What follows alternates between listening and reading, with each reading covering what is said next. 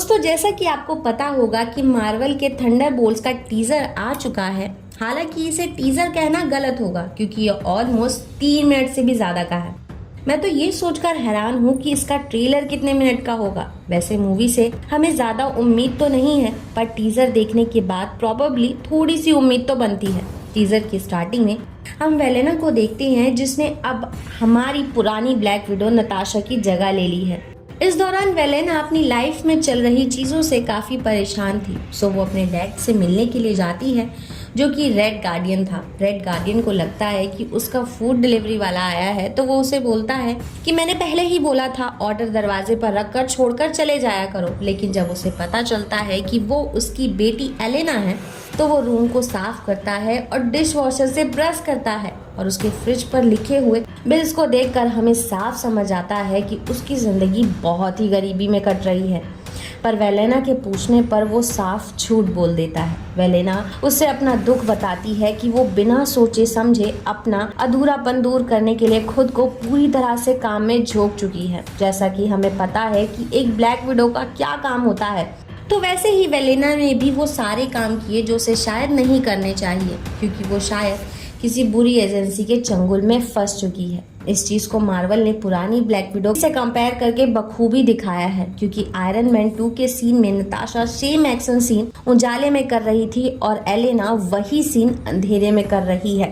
Elena एक mission के लिए एक लैब में पहुंचती है, तो वहां पर उसे कुछ डिटेल्स मिलती हैं, जिससे पता चलता है कि वहां पर सेंट्री को बनाने के लिए रिसर्च चल रही है। सेंट्री मार्वल यूनिवर्स का सुपर हीरो है, जिसके पास लाखों सूरज जितनी पावर है। आप समझ सकते हो कि अगर सुपरमैन के पास एक सूरज की पावर होने से वो इतना पावरफुल हो सकता है, तो सेंट्री कितना पावरफुल होगा।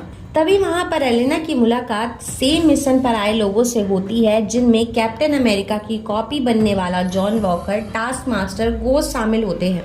क्योंकि सबको अपना मिशन करना था, वो सारे अलग अलग एजेंसी से थे, तो वो आपस में ही लड़ने लगते हैं। तभी उनके सामने एंट्री होती है बॉब की। बॉब जो कि एक आम इंसान की तरह बिहेव करता है, पर आपको जानकर हैरानी होगी, हमारी सेंट्री यही है जिस पर रिसर्च चल रही होती है, पर शायद उसे इस चीज के बारे में पता ही नहीं था।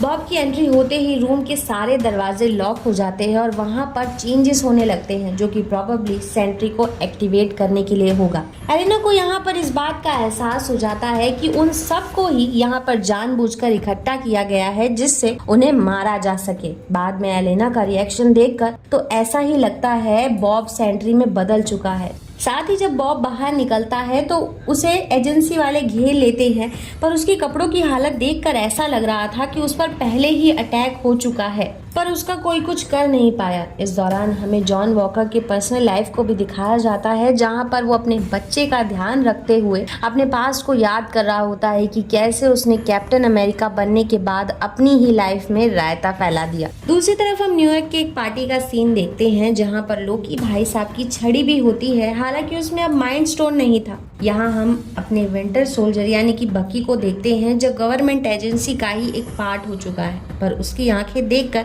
हमें कैप्टन अमेरिका वाले विंटर सोल्जर की याद आती है, क्योंकि साफ नजर आ रहा है कि वो अपनी आसपास की दुनिया से बिल्कुल भी खुश नहीं है। यहाँ पर हमें ये भी पता चलता है कि बकी अपने वाइब्रेनियम के हाथ को डिश वॉशर में धोता है। हम कुछ बचे हुए सीन से ये कह सकते हैं कि बकी ही इन सारे किलर्स को लीड कर रहा है और सबको लेकर वेल्टीना के पास जाता है, जिसने एवेंजर्स टावर को खरीद लिया है।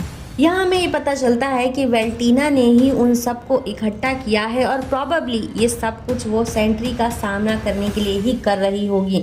अगले सीन में हम बकी को पुराने विंटर सोल्जर के लुक में देखते हैं, जो वेलेना रेड गार्डियन के साथ मौजूद बाकी लोगों को मे भी मारने के लिए तो नहीं, पर रोकने की कोशिश जरूर कर रहा था, और वो इस चीज में कामयाब भी हो जाता है, और प्रोबेबली वो इन सब को पकड़ कर ही वेल्टीना के पास एवेंजर्स टावर में ले गया होगा। बाकी सेंट्री का हमें कोई भी सीन नहीं दिखाया गया है। होप कि मार्वल उस कैरेक्टर के साथ जस्टिस करे। और आप लोगों को ये टीजर कैसा लगा कमेंट करना ना भूलना, और वीडियो अच्छी लगी हो तो लाइक, शेयर और सब्सक्राइब करना बिल्कुल भी मत भूलिएगा। Thanks for coming and watching.